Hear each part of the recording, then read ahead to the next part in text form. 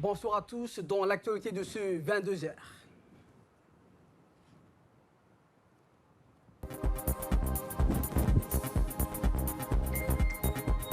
Le directeur général de l'EDD explique la nouvelle grille tarifaire.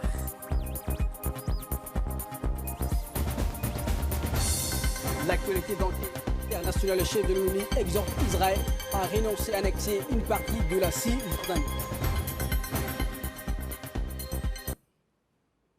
C'était donc, merci si vous nous rejoignez sur Téléjouti. Passons au développement de cette édition. La première dame et présidente de l'UNFD, Mme Khadra Mahmoud Haït, a rendu un vibrant hommage à la mémoire du fait Habiba Abdullahi Wabri, célèbre artiste djiboutienne et personnalité très appréciée dans notre pays, décédée lundi soir. Dans son hommage, la première dame et présidente de l'UNFD a décrit la défunte artiste et d'icône talentueuse de la chanson djiboutienne dont l'aura et le prestige resteront inégalés. Fait Habiba Abdullahi n'aura pas été chez nous qu'une artiste à la voix mélodieuse, elle aura été aussi une citoyenne qui incarnait les valeurs qui nous ont chères, le vivre ensemble, la fraternité et l'amour de la nation, a indiqué la première dame. Pour ceux qui, comme moi, ont eu la chance de la côtoyer, fait Habiba Abdullahi savait également cultiver en privé du lien d'amitié durable au-delà de sa capacité à émouvoir le public sur scène, a ensuite souligné Mme Khadra Mahmoud Haït. Elle restera longtemps gravée dans la mémoire de nos compatriotes pour sa générosité de cœur et sa précieuse contribution au rayonnement de notre art et culture au bien au-delà de nos frontières, a par ailleurs noté la première dame et présidente de l'UNFD, exprimant ses condoléances attristées à la famille de la défunte, à la communauté artistique de Djibouti et à tout le peuple djiboutien. Célèbre artiste djiboutienne, fait Habiba Abdullahi, aura pendant plus de 3 décennies marqué de son empreinte l'histoire artistique de notre pays. L'honorable mère de famille, elle laisse derrière elle plusieurs enfants. Inna lillahi wa inna ilayhi raji'un.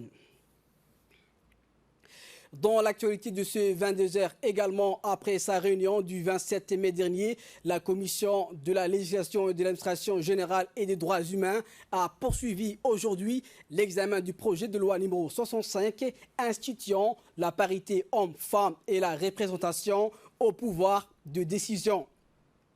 L'assise conduite par le vice-président, l'honorable Abdallah Barkad Ibrahim, s'est déroulée en présence de nombreux députés et en premier lieu desquels s'est trouvé les membres de la commission des lois et a vu la participation de la ministre de la Femme et de la Famille, Moumina Ahmed Hassan. À la fin d'un dialogue conséquent, la commission de la législation a transmis les dispositions figurant à son agenda à la prochaine séance publique du Parlement. Je vous le disais dans les titres, suite à l'adoption du projet d'arrêté portant modification de tarifs des ventes d'énergie électrique et des redevances accessoires, hier dans les conseils de ministres, le directeur général d'électricité du Djibouti, Jama Ali Guélé, a fait une déclaration à la télévision nationale dans laquelle il a souligné l'importance de cette décision. Dans sa déclaration, il a noté que le ministre de l'Énergie et des Ressources naturelles a fourni une explication détaillée de ces projets qui visent principalement à permettre à des simples groupes de la société d'obtenir de l'énergie électrique à des prix raisonnables ou abordables. Ces projets étaient sur la table depuis octobre de l'année dernière, mais qu'ils avaient été retardés pour des raisons techniques et autres liées du Covid-19, a souligné M. Jama Ali Guélé. Il a rappelé que l'annonce de cette initiative intervient après avoir terminé l'étude de ces projets sous tous ses aspects et à l'amélioration de la situation sanitaire liée au coronavirus. Il a aussi souligné que le président de la République, Ismaël Omar Guelleh, avait ordonné de réduire le tarif de facture pour permettre aux citoyens, en particulier ceux à revenus limités ou faibles, d'utiliser des climatiseurs, en particulier pendant la période estivale.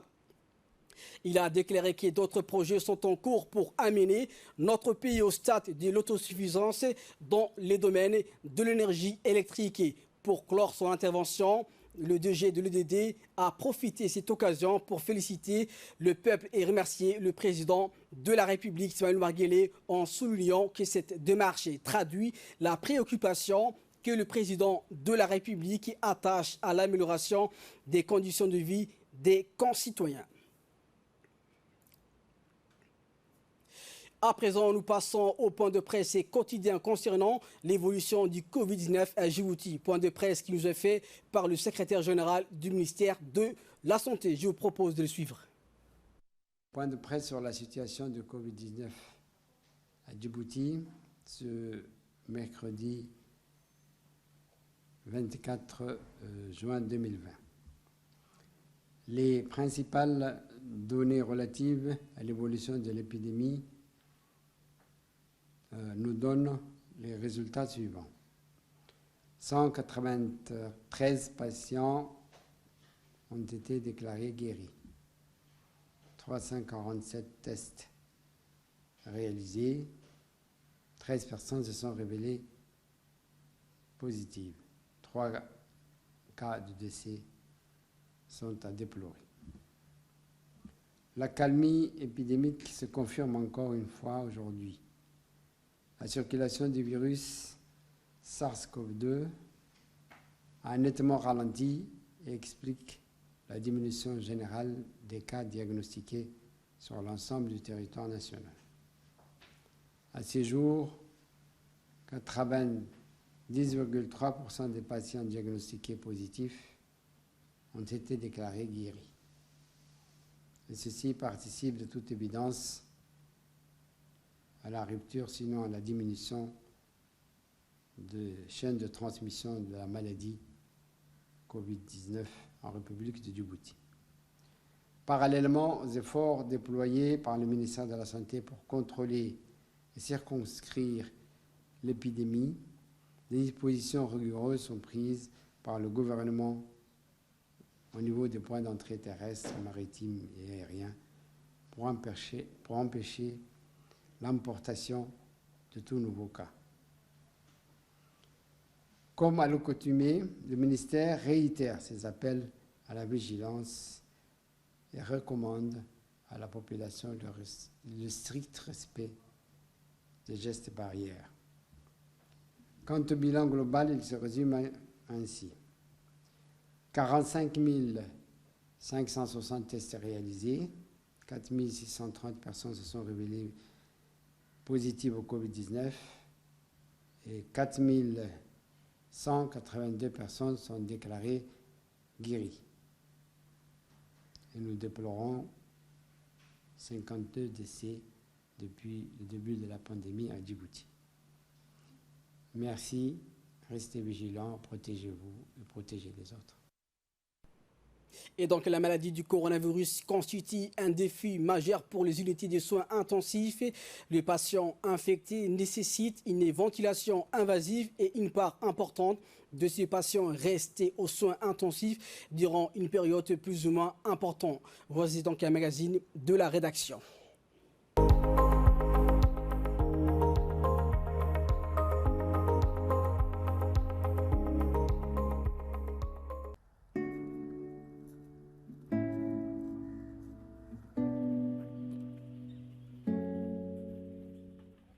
La maladie à coronavirus constitue un défi majeur pour les unités de soins intensifs.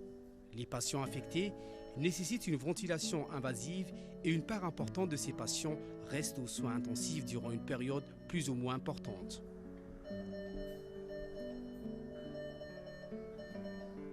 Ces 30 respirateurs flambant neufs installés ici à Bouffar n'est qu'une partie des 120 machines acquises par notre pays sur fonds propres.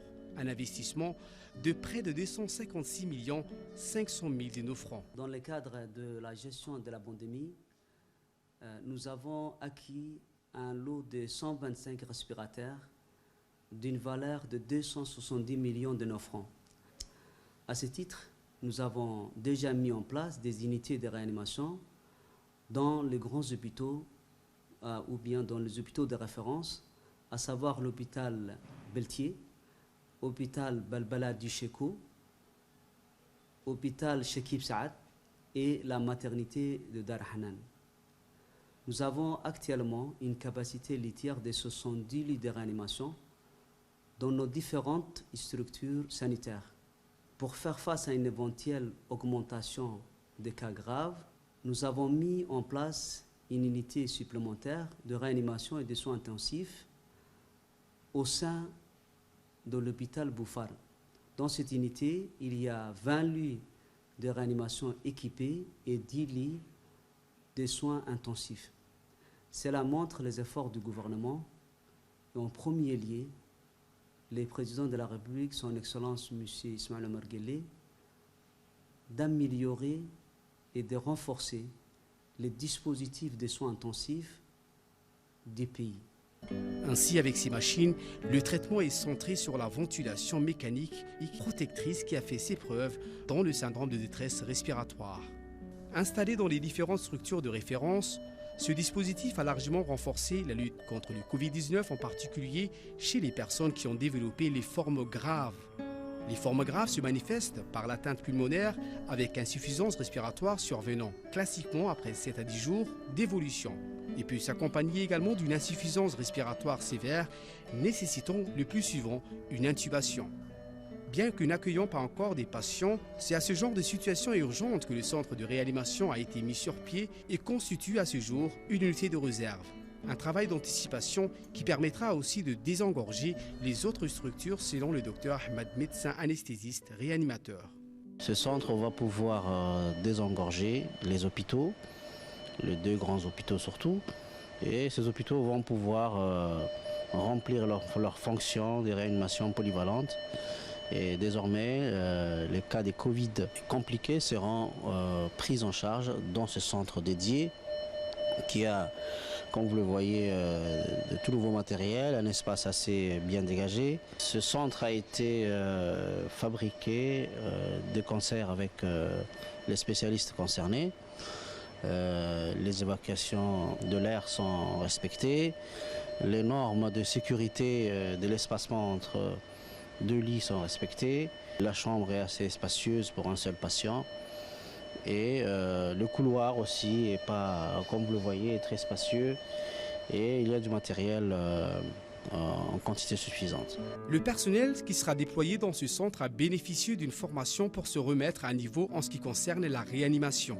Des compétences sur la surveillance constante des fonctions vitales comme la ventilation, l'oxygénation, la pression artérielle, les fonctions cardiaques, mais aussi sur l'hygiène afin d'éviter la contamination. Le tout étant d'augmenter la chance de survie du patient. Les personnes ressources ont été formées pour ça aussi, des médecins généralistes en renfort, des infirmiers IDE ont été formés pour la réanimation et pour les gestes des urgences et des soins intensifs.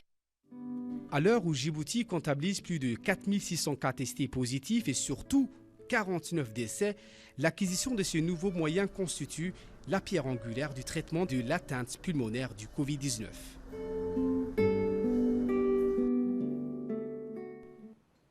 Dans l'actualité, c'est aussi le rapatriement des ressortissants djiboutiens bloqués en Turquie suite aux restrictions des vols. L'ambassade de la République de Djibouti en Turquie, M. Aden Hussein Abdullahi, a mené toutes les démarches nécessaires pour le retour des ressortissants djiboutiens sur le territoire.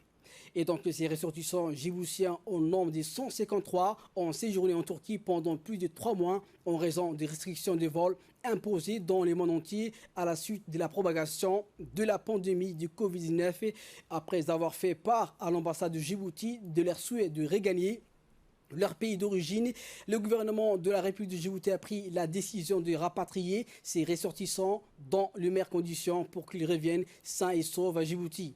Tous les ressortissants djiboutiens ont été très heureux et n'ont pas manqué de remercier à leur tour le gouvernement de la République de Djibouti et l'ambassade d'avoir répondu à leur appel.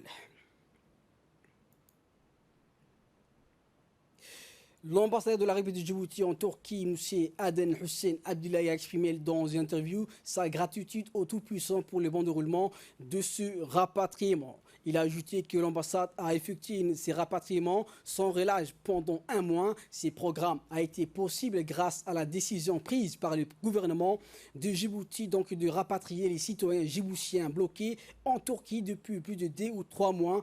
Certains d'entre eux séjournaient en Turquie pour des raisons de santé et voulaient retourner dans leur pays d'origine.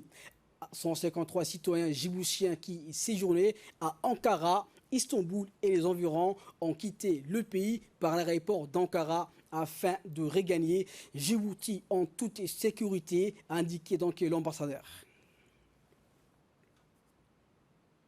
Direction au site du pays, notamment à El Sabié, tour ce matin le chef d'état-major général des armées, le général du corps d'armée Zakaria Cheikh Ibrahim a effectué une visite d'inspection inopinée à El Sabié à bord de l'hélicoptère MiG-17.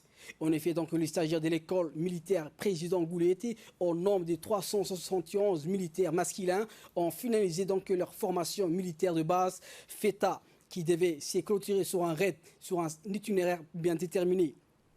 C'est dans ces cadres qui s'inscrivait cette visite d'inspection. Dans son déplacement, le SEMGA a été accompagné du chef d'état-major de la défense, le général de brigade Tahir Ali Mohamed.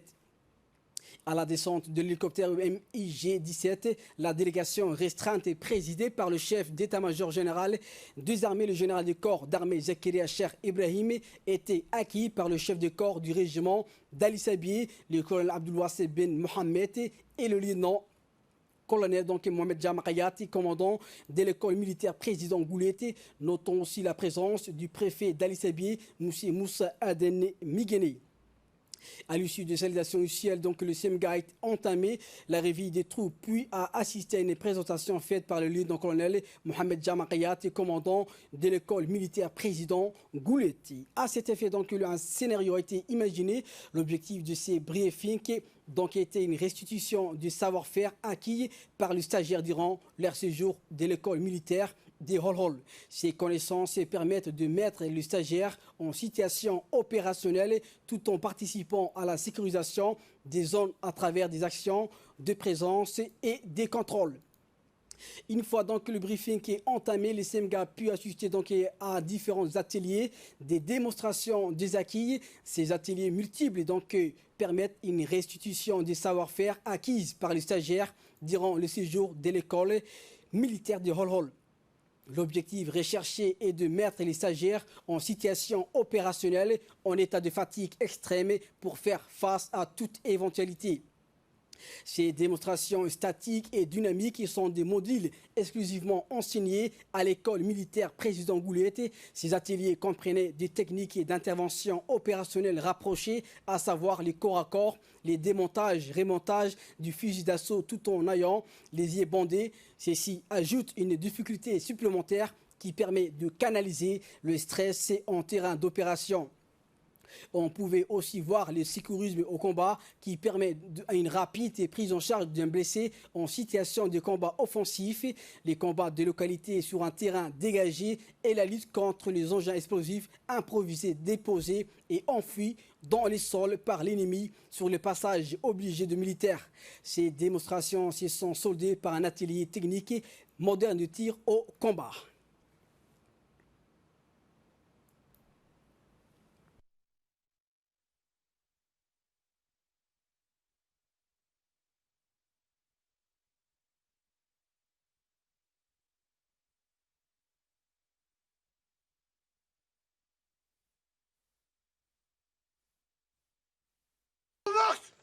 Passage maintenant! Contact! Contact! Amateur!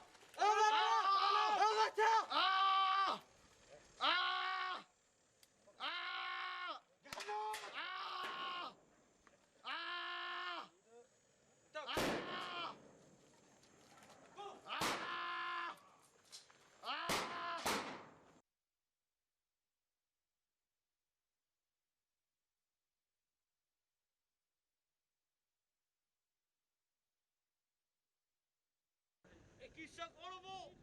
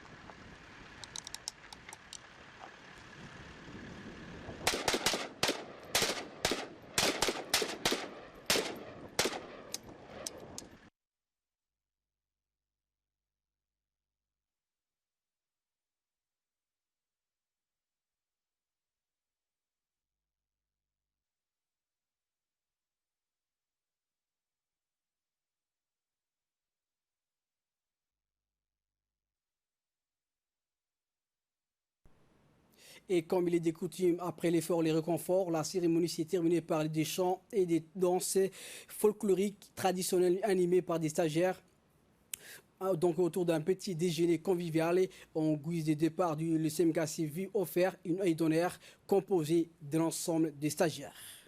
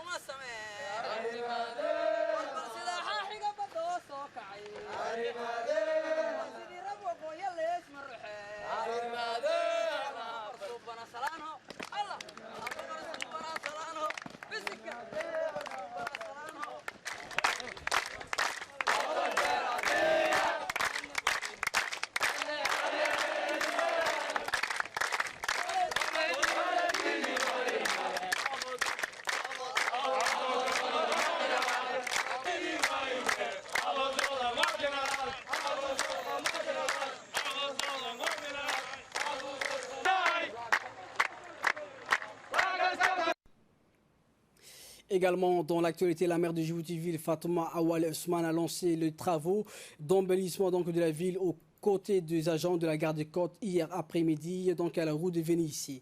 Les agents de la garde des côtes ont mené une vaste opération de nettoyage et d'embellissement sur la route de Venise pour mieux se préparer à la fête de l'indépendance. Une opération qui a continué jusqu'à 15h d'hier après-midi et les agents de la garde des côtes, animés d'un esprit patriotique, ont bravé la chaleur et le soleil de l'été pour effectuer leurs devoirs des citoyens. La maire donc de Djibouti, Fatouma Awale Ousmane, a remercié les colonels donc de la garde des côtes ainsi que les agents de la garde des côtes ainsi que la police nationale pour avoir répondu à l'appel.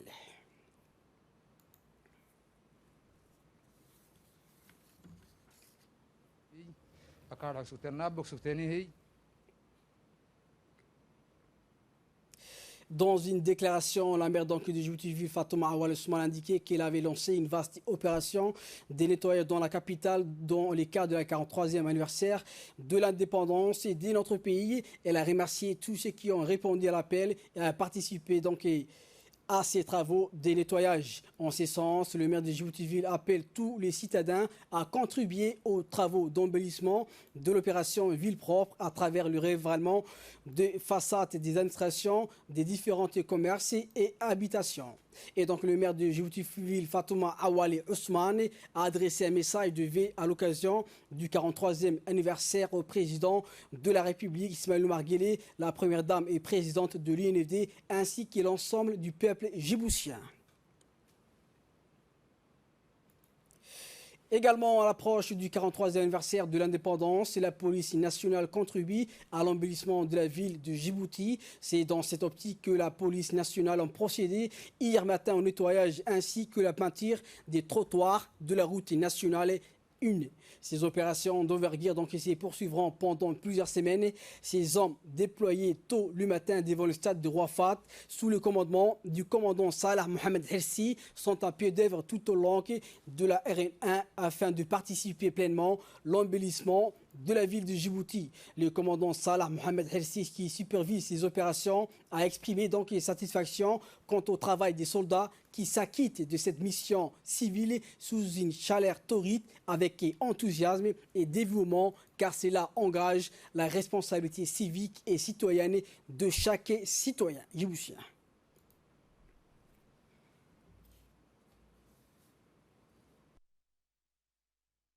nous participons les activités quotidiennes de notre pays, en tant que maintien de l'ordre, en tant que service sanitaire ou autre. Hier, c'était le confinement, mais aujourd'hui, nous allons débuter la propriété de notre pays, puisque le 27 juin est approche. À cet effet, aujourd'hui, nous avons l'instruction du directeur général de la police nationale afin de nettoyer les routes, les grandes artères de Balbala et de peindre le trottoir. L'unité est prête, nos matériels sont prêts et nous allons entamer nos tâches qui ont été attribuées par nos autorités. À présent, en direction nord du pays, la Société nationale du Croissant Rouge de Djibouti, en partenariat avec l'UNICEF, a lancé à Obok une campagne de sensibilisation sur l'importance de gestes barrières en vue de lutter contre l'épidémie du coronavirus. L'objectif premier de cette campagne est de rappeler à la population que l'amorce d'une baisse significative de cas de coronavirus dans notre pays ne devrait pas être source de relâchement dans notre combat face au Covid-19.